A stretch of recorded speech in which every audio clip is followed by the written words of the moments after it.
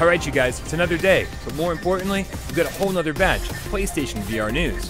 First up, we've got a release date for the PlayStation VR version of Raw Data.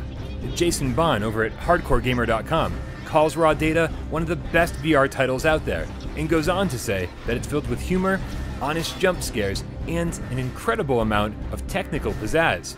Now, I've never played Raw Data, but I've also never been impressed with the gameplay footage I've seen. So, hopefully these guys know something that I don't. And next up, we've got amazing news for all fans of Resident Evil 7. The Not a Hero DLC is coming December 12th, and not only will it be free, but it'll also be fully playable in VR. You'll be playing as Chris Redfield in a much more action-packed scenario than Resident Evil 7 proper. Also launching that day will be another new campaign called The End of Zoe, fully playable in VR.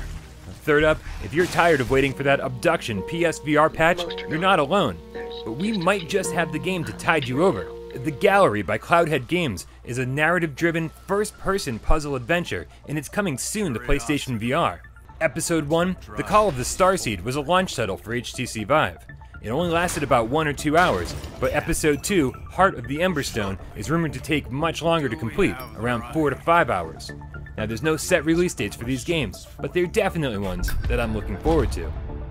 And finally, there are so many games slated to launch next week that it's kind of mind-blowing. Megaton Rainfall, Syndrome, Voltron VR Chronicles, Chernobyl VR, Light Tracer DW VR, and MetaWorld are all supposed to launch next week.